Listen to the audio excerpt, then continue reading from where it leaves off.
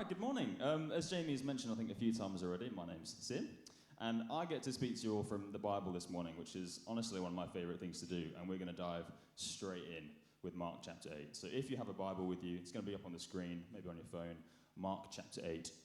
We're reading from verse 27 through to verse 38. It's Mark chapter 8, verse 27 to 38. Jesus and his disciples went on to the villages around Caesarea Philippi. On the way, he asked them, "Who do people say I am?" They replied, "Some say John the Baptist, others say Elijah, and still others, one of the prophets." "But what about you?" he asked. "Who do you say I am?" Peter answered, "You're the Messiah." And Jesus warned them not to tell anyone about him.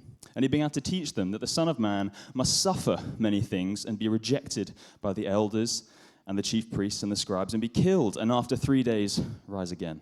And he said this plainly. And Peter took him aside and began to rebuke him. But turning and seeing his disciples, he rebuked Peter and said, "Get behind me, Satan. For you are not setting your mind on the things of God, but on the things of man." And calling the crowd to him with his disciples, he said, "If anyone would come after me, let him deny himself and take up his cross and follow me. For whoever would save his life will lose it. But whoever loses his life for my sake and the gospel's will save it. For what does it profit a man to gain the whole world and forfeit his soul? For what can a man give in return for his soul? For whoever is ashamed of me and of my words in this adulterous and sinful generation, of him will the Son of Man also be ashamed when he comes in the glory of his Father with the holy angels."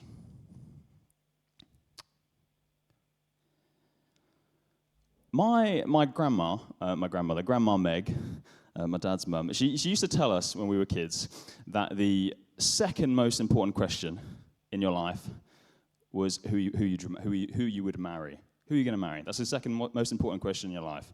Because the answer to that question will seriously determine the course of your life. And maybe if you are married here this morning, you might be nodding along, your life would be much worse, if you hadn't married who you had. And really there are all sorts of questions, I think, that are really important and that really affect the course of your life. The answers are super important. Questions like, which job should I go? What career should I choose? What school should I go to? Even before that, should I buy a house? Should I put jam or cream on my scone first? There are all sorts of really important questions, and there's a long list of them. And in the first part of this passage, Jesus asks two questions, doesn't he? There's a bit of a warm-up question, and before the second question, which is the most important question, I think, that anyone can ever answer. It's a question that can and will change the course of your life. So the first question, he starts off, who do other people say that I am? Easy question, a bit of preparation. It's inoffensive, it's quite easy to answer. And maybe you might have noticed this actually in your own life, that people are much happier to talk about what other people think than about what they themselves think. Quite feels scary to talk about what you think. It's very personal, isn't it? And what do the disciples say? They say, well, some people say that you're John the Baptist, other people say Elijah, and others one of the prophets. They're all interesting answers. They're all spiritual figures, actually. They all show hints that people understood a little bit about who Jesus was. He was important, a spiritual figure. He had some spiritual authority. But Jesus then cuts straight to the chase, doesn't he? Second question, but who do you say I am? Who do you say I am? He's not beating around the bush anymore. He's right to the heart. It's personal. It's personal now. What about you? Who do you say I am? And Peter speaks.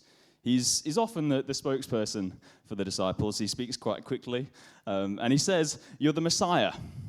In your Bible, it might say the Messiah, the Christ. And it's a mic drop moment in Mark's gospel. As the reader, we've known since Mark chapter 1 that this whole book is the good news about Jesus, the Messiah, the Son of God. Mark gave that away to us at the beginning of the book. And we've been following along with the disciples as they're discovering that. They're seeing Jesus' power and the divine authority that he has through his teaching. He's got power over demons. He's got power over nature, over sickness, and even over death as he raises people back to life.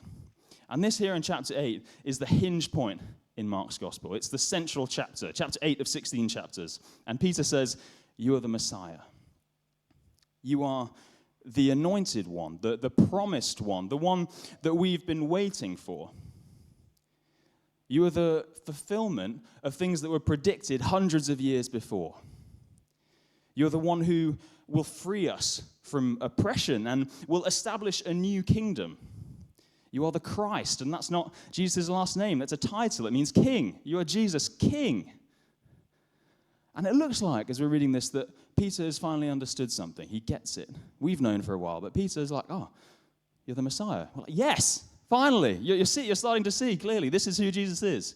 And I think in our own context, these two questions, who do other people say I am, and who do you say I am, are questions that are still sharply relevant. And they're questions I think that we've obsessed over for 2,000 years. We're still asking them. Muslims, for example, they think that Jesus was a prophet, but definitely not the Messiah, not the Son of God. Buddhists would say that Jesus was an enlightened man, a wise man. Many Hindus would consider Jesus actually a holy man, some sort of saint, but not the Messiah, not the Son of God. And even scholars who would call themselves atheists would acknowledge that Jesus existed. He's a historical figure, a serious teacher, a moral reformer. But we can't hide behind what other people say about Jesus forever. Because Jesus levels the question at you. Who do you say that I am? Who do you say Jesus is? Because that's a question that will determine the course of your life.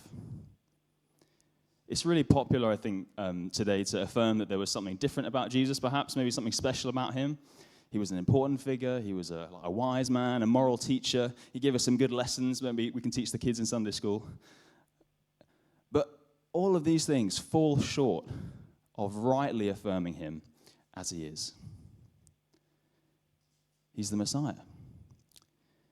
Jesus says, I am the way, the truth, and the life. No one comes to the Father except through me. And the truth is that Christ stands alone. He's the beginning and he's the end. He's the sacrificial lamb and the victorious lion. He's the king above all other kings and the Lord above all other lords. He's the Son of God. Jesus is the one who is exalted in the highest place, and he's given the name that's above every other name. And at Jesus' name, every knee will bow. In heaven, on earth, under the earth, every tongue will confess that Jesus Christ is Lord, to the glory of God the Father. Jesus is the Messiah. And he asks you this morning, who do you say Jesus is? Who do you say that Jesus is? Will you acknowledge him as the Messiah, as King, as Son of the living God? Will you acknowledge him for who he is, as King over your life, which, as we've already been talking about this morning, means that you are not. Jesus at the center of your life means that you are not at the center of your life. Those things can't exist at the same time. Will you declare that Jesus is the Messiah? Because that's what Peter does. He declares, Jesus, you're the Messiah, you're the Christ. And there's a lengthier account of this interaction that Peter has with Jesus in Matthew's gospel. But here in Mark, Jesus straight away warns them not to tell anybody. It's a bit weird, isn't it? That we've got this beautiful hinge moment in Mark's gospel. They've finally had this moment of clarity. They're finally starting to see Jesus for who he really is. It's a turning point, and Jesus says, don't tell anyone. It's bizarre. Maybe, Georgie, I'm going to pick on you. Maybe you realize that sat next to you today is not Russ. It's actually Taylor Swift. And you're chatting to Taylor Swift, having a great time.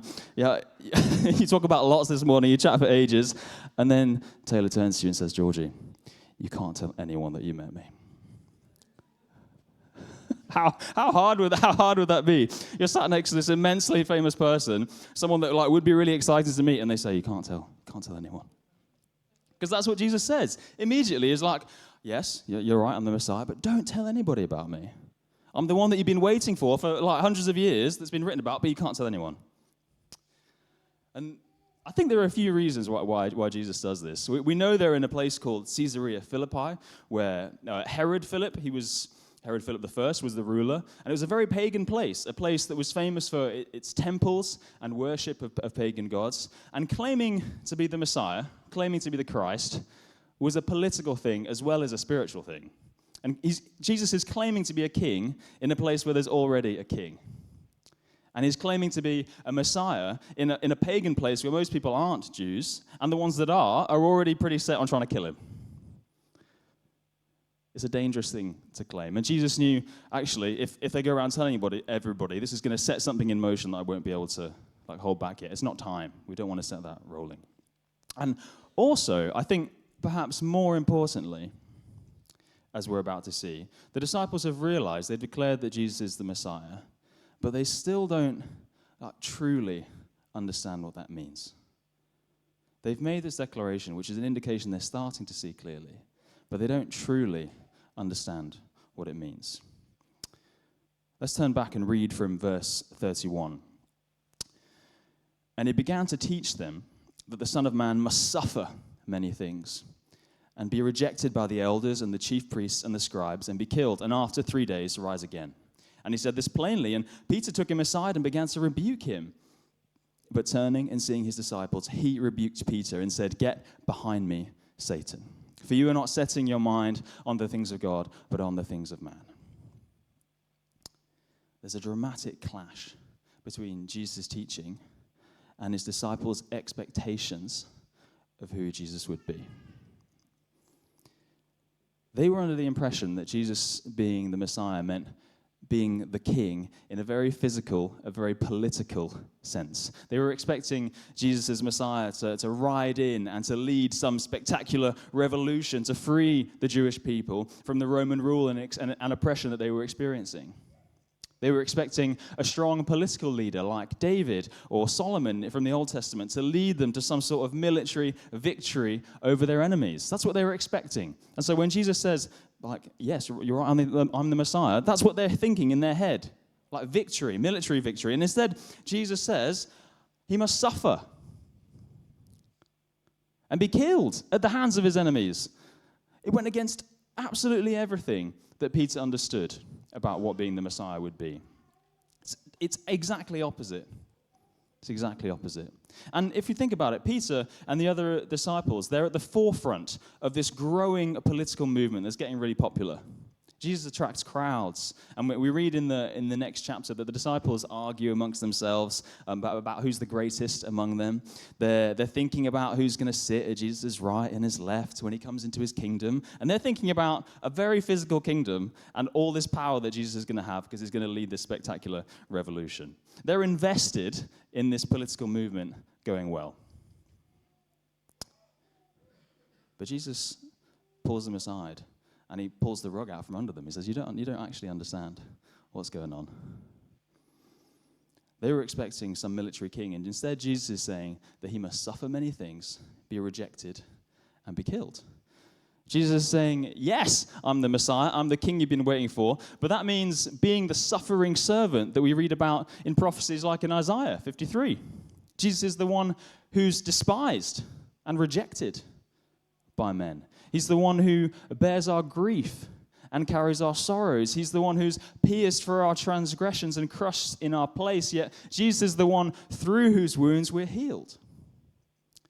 If you haven't read Isaiah 53 in the Old Testament, go and read it, because reading it today, it's so hard to not see that this is referring to Jesus from the place that we are now. But for the disciples in this moment, their leader, their teacher, their friend, the one that they've given up everything to follow, they've been following him for a while now, he's talking about getting himself killed. It must have seemed like madness. And so Peter pulls Jesus aside and rebukes him, which is never a good idea, by the way. Would not recommend rebuking Jesus. Peter starts telling Jesus that this can't be. You're wrong.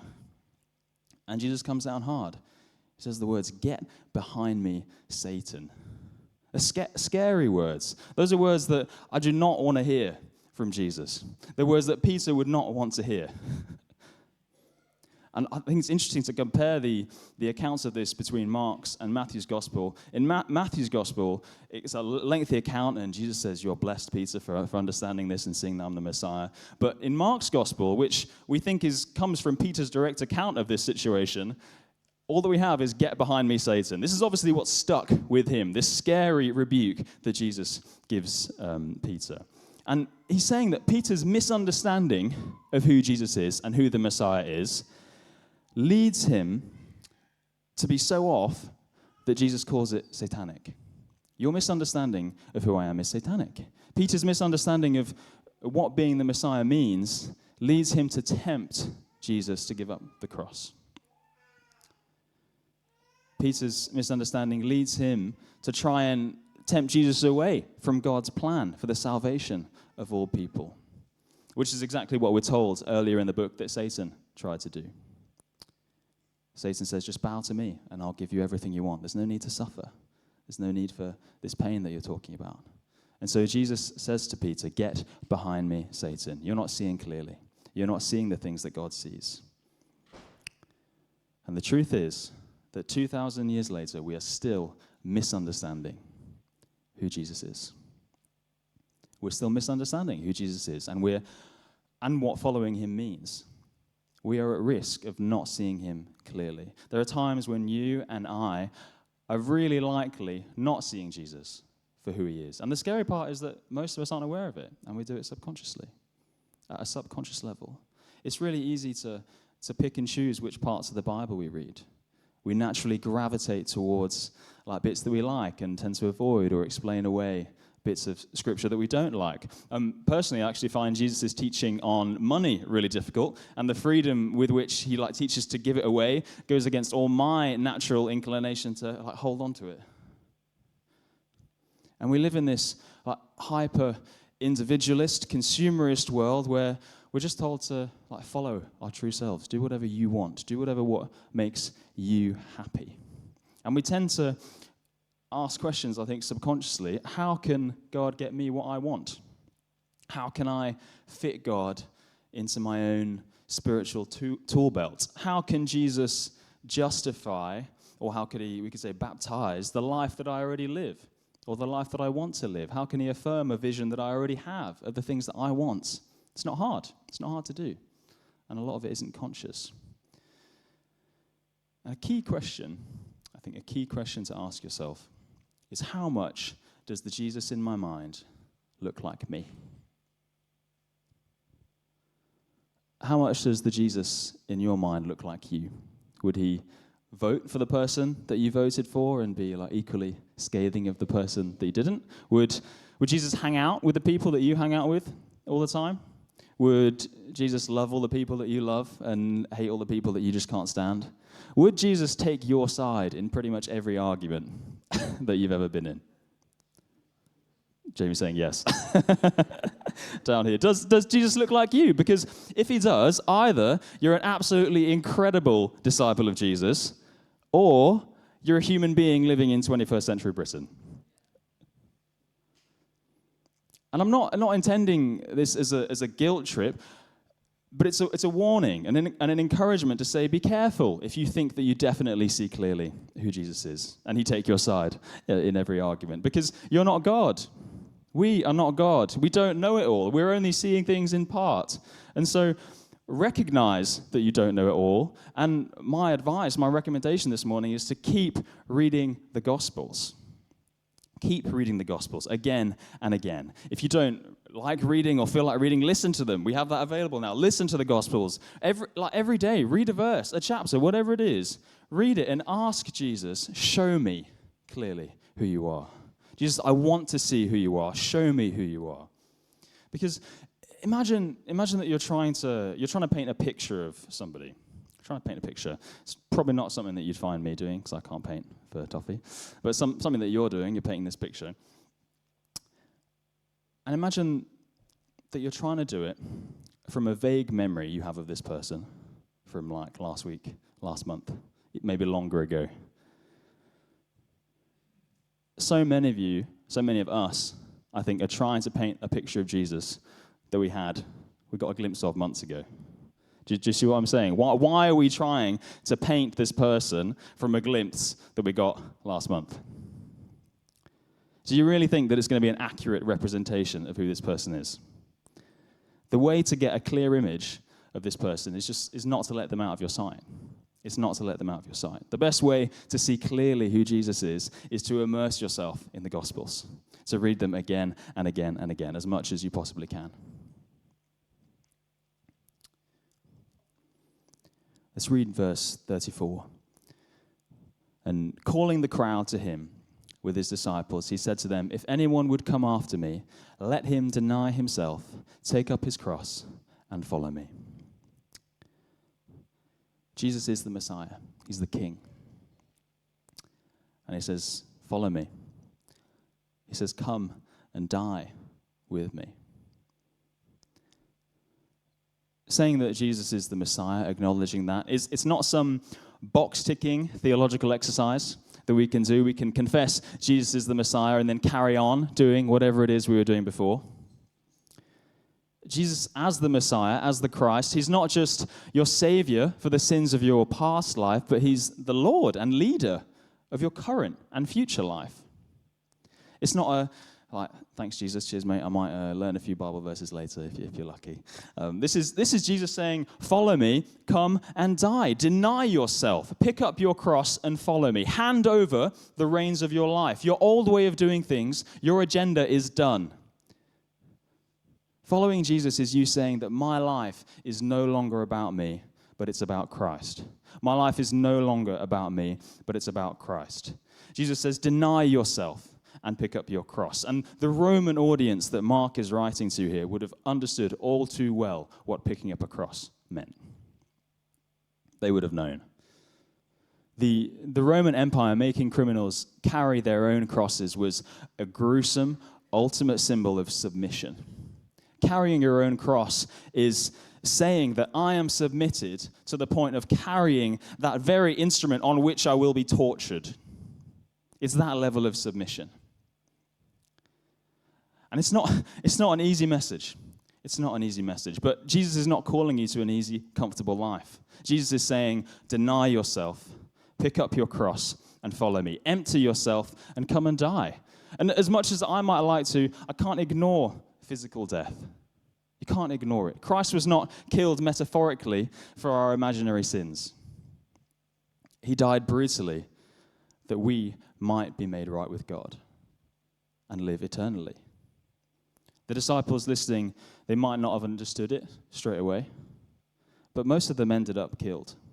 They ended up martyred for the sake of the gospel. They were crucified, they were stabbed, they were stoned, whipped, beaten, beheaded. Following Christ physically cost the disciples their lives, and it's still costing people their lives today. We've already talked about our brothers and sisters in Iran. Denying themselves and picking up their cross is not something that they can do lightly or metaphorically or in their head or just think about doing. It's something that they have to do very physically, and risking their lives is very real. And that's the same in parts of Nigeria, in parts of North Korea, Pakistan, in the Middle East, in China. Like, Christians are persecuted and Christians are killed for their faith in Jesus. And I don't know, maybe Christ will call some of you to follow him to a place and into places that will risk your lives. Maybe he will. I do know that denying yourself and picking up your cross and following Jesus means really being prepared to look like a fool.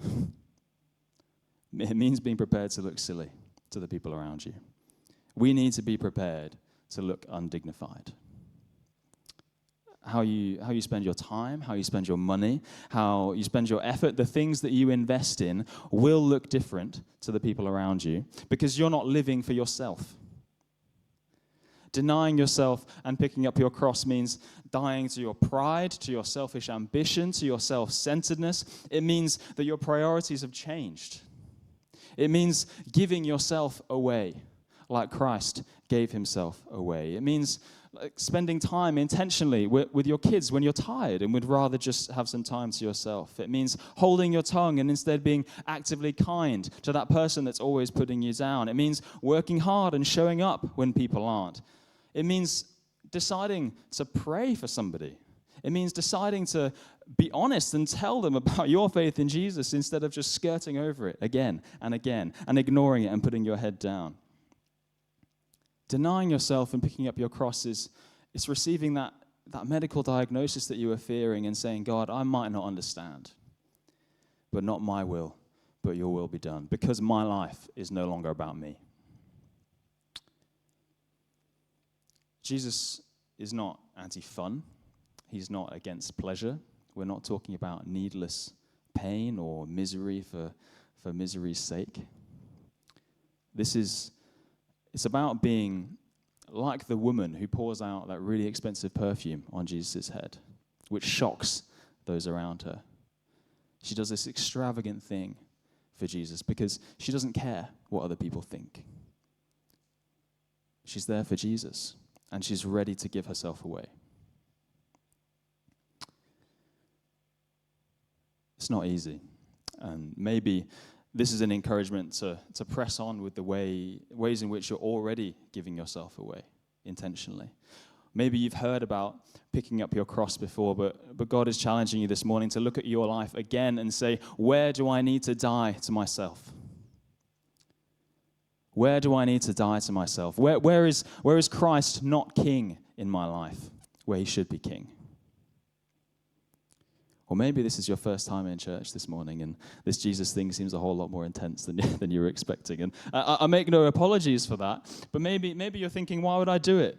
This sounds hard. Why on earth would I intentionally decide to deny myself, to give myself away, and pick up a cross? And I'll be honest, this is actually my favorite part of this particular passage, because Jesus gives us not one, not two, not three, but 4 reasons right here in Mark chapter 8. And so keep reading again with me from verse 35. For whoever would save his life will lose it. But whoever loses his life for my sake and the gospel's will save it. For what does it profit a man to gain the whole world and forfeit his soul? For what can a man give in return for his soul? For whoever is ashamed of me and of my words in this adulterous and sinful generation, of him will the Son of Man also be ashamed when he comes in the glory of his Father with the holy angels. Why?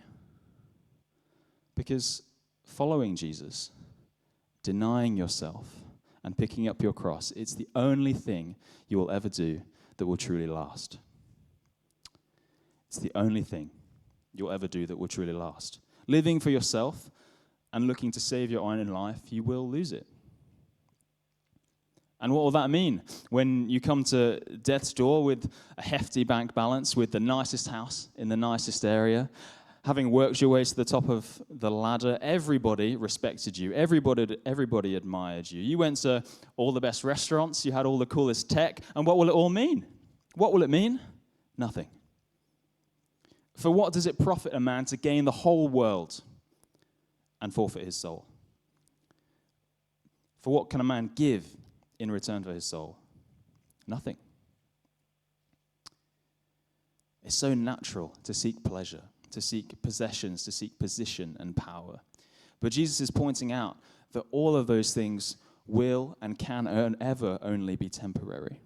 There is nothing that you can do. There's nothing that you can build or amass. There's nothing that you can do that can be exchanged for your soul.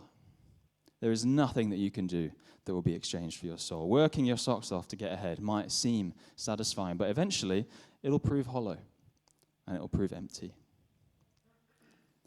Something I learned recently that really struck me was that about 80% of investors in the stock market say that their biggest regret is that they didn't start investing sooner.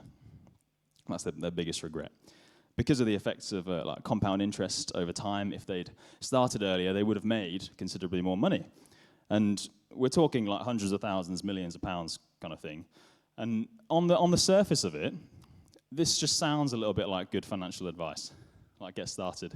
Get started early, invest. And I'm not a financial advisor. I'm not telling you to do that and not to do that. But take a step back, and if we think about it, most of these people have ended up wealthy beyond what most of us could even imagine.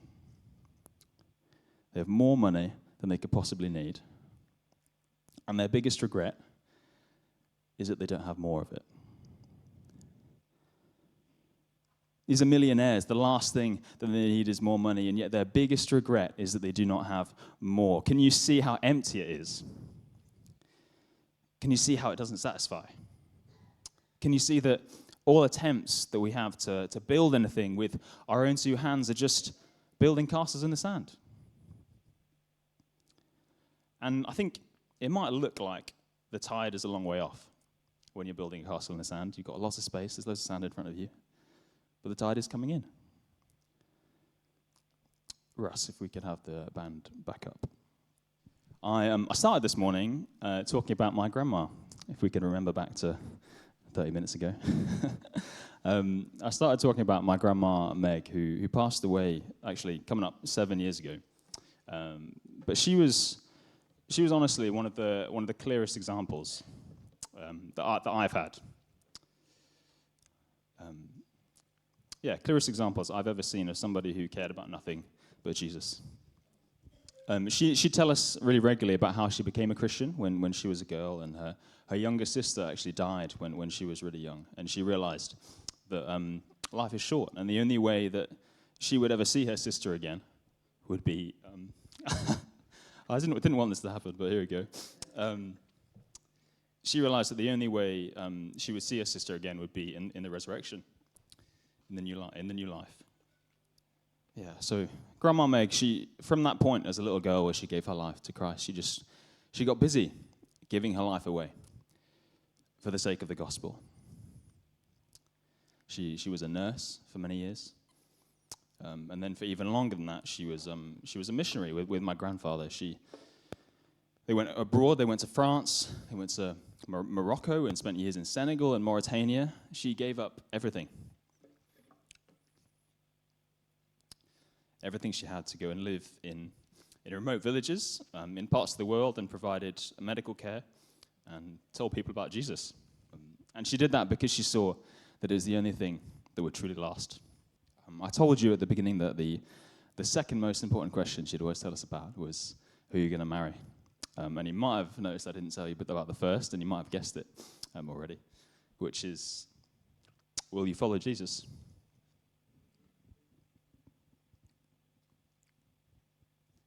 Will you follow him above all else? Yeah. Will you acknowledge Jesus as the Messiah, as King? And will you come and will you die with him? Will you deny yourself? And so if we could start playing, Russ, thank you. And if we could stand together, actually, thank you.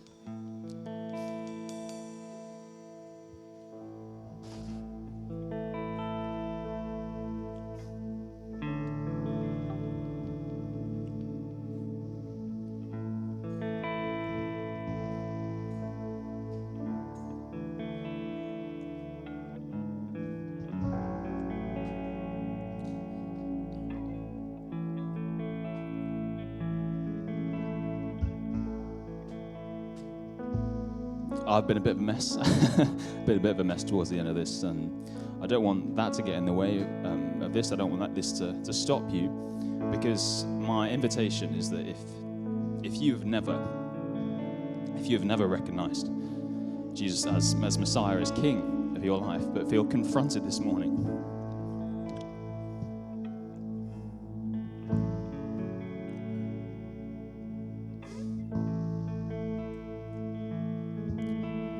I just want to say, now's the time. Don't wait. Come and give yourself to him. Because it's the most important question you'll ever ask, the most important decision you'll ever make.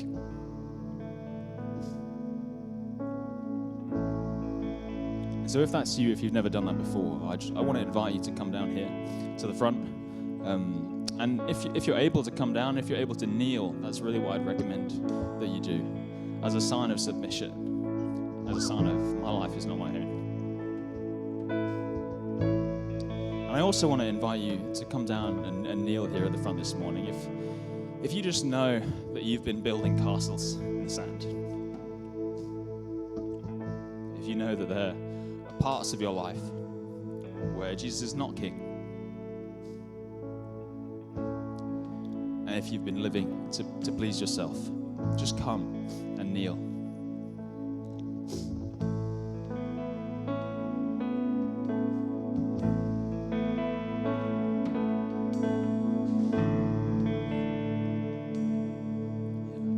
Come and kneel. It's a brave thing to do, but if you know that that's you, if you've never recognized Christ as King, or if you know there are areas in your life where he needs to be and he's not,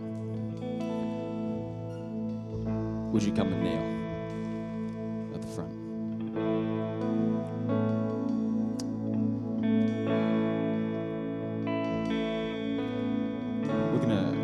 We're gonna respond together in song. We're going to sing a really beautiful song, I've decided to follow Jesus. And if that's you this morning, whilst we're singing that, just keep coming down and kneel as that sign of submission.